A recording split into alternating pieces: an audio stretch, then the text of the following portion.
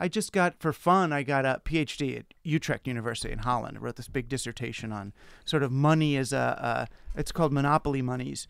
The idea that I think anyway, the digital technology helps us see the kind of how fabricated money is. It helps us recognize the operating system of central currency, as an operating system rather than as real. Yeah. Okay. That's interesting because it's sort of a sham that this is just a bunch of, that there's very little money and a lot of IOUs. Yeah. Well, that's what money is. That there used to be, if you look at it from the perspective of immediate theorists, there were all these other kinds of monies back in the 10th, 11th, 12th centuries.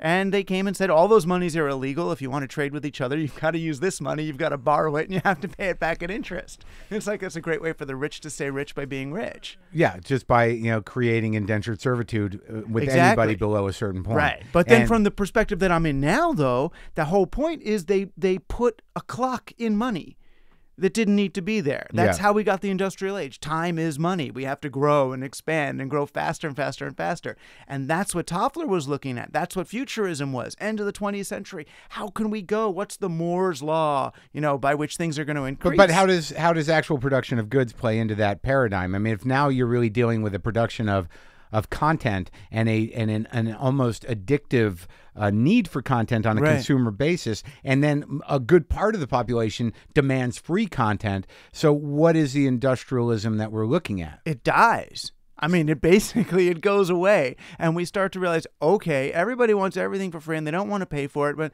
well, where's the real problem in this? And that's when you got to start doing some kind of thought mining. The problem is that what we're trying to do is to extend the industrial age model of economics and business and central banking into a digital age that doesn't recognize it, that doesn't need it. Into the Wild West, basically. And not even the Wild West, because that was pre-industrial and actually it was a movement towards building capitalism. But in the sense that there's this very thinly organized chaos in the digital age. Right, but the digital age really retrieves that peer-to-peer kind of marketplace, the bazaar of the 11th and 12th century that central currency was invented to stamp out. Lock the gate!